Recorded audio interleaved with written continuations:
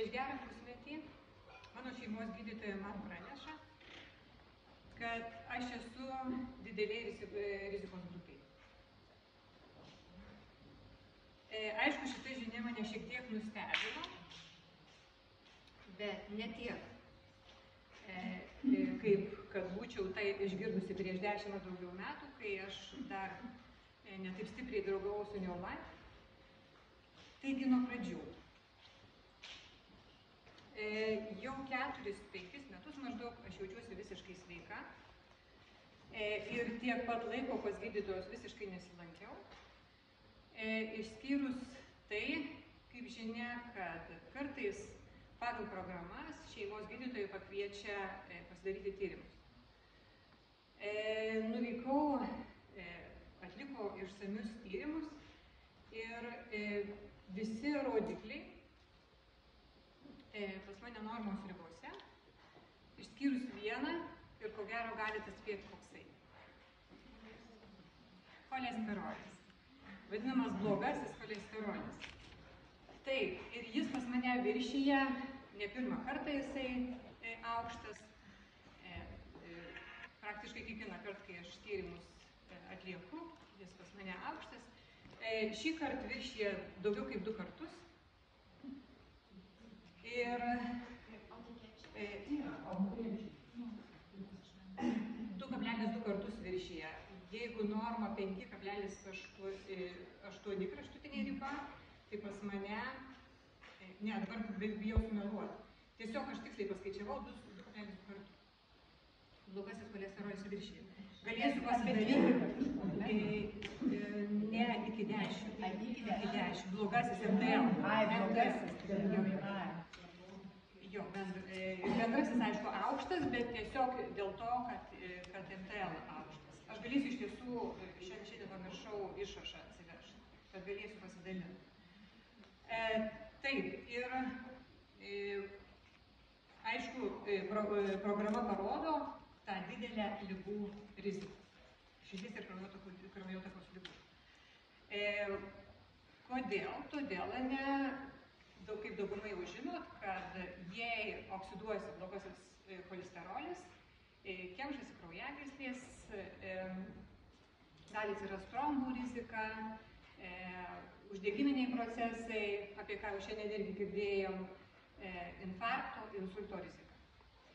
Ir tokiais atvejais jau įprasta, kad iš karto gydytojas pagal programą privalo išrašyti cholesterolį mažinančius vaistus.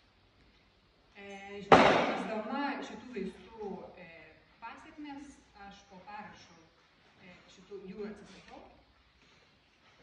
Ir šitoj vietoje dar turėčiau pasakyti tokį dalyką, kad aukštas cholesterolis pas mane yra paveldėtas. Mama ir jos visi broliai sesės 7 turi ir turėjo visuomet aukštą cholesterolį. Mama prieš keletą metų turėjo infarktą, ačiū Dievui, gerai baigėsi ir dabar jinai jau vartoja Neolife papildus. Tai grįžtu prie savo istorijos, žodžiu, kaip pasekmė to aukšto blogo cholesterolio, mane gydytojas siunčia atlikti kraujagyslių echoskopiją. Vėlgi išsamei, ką tai reiškia? Išsamei tyria visas mano kraujagyslės, kraujotaką, tai yra galūnių kraujotaka, širdies kraujagyslės, kaklo kraujagyslės, tai yra kraujotaka į smegenis. Ir kaip manot, koks rezultatas, koks atsakymas? Senbuviai jau spėlioja, kad greičiausiai geras. Bet pagal aukšto cholesterolio, blogo cholesterolio kiekį, tai pas mane kraujagyslės turėjo būti užsikimšusios, ne, kaip kažkokie seni vandenykio vamzdžiai. Iš tiesų, šitoje vietoje vėlgi aš turėčiau paminėti, kad požymių, kad su kraujotaka nėra gerai prieš 10 ir daugiau metų iš tiesų yra buvę. Netgi mažiau, prieš 5 berods metus, žinau, po pirties kontrastinis dušas, tiksliau labai šaltas ledinis vanduo, iššaukė man tokį didžiulį skausmą nuo peties į širdies sritį, čia turbūt vadinama ta krūtinė angina, kad aš tiesiog supratau, nežinau, kaip baigsis. Yra buvę ir anksčiau šitokių simptomų, yra buvę širdies permušimų, yra buvę neaiškių visiškai, po šiai dienai nežinau, kokios priežastys gali būti irgi kraujotakos nualpimai, nukritimai, ko jau vėlgi tuos 5 metus aš neturiu. Tai grįžtu prie atsakymų. Kada echoskopuojama, po kraujagyslių echoskopijos atsakymas buvo toks. Gydytoja šiek tiek su nuostaba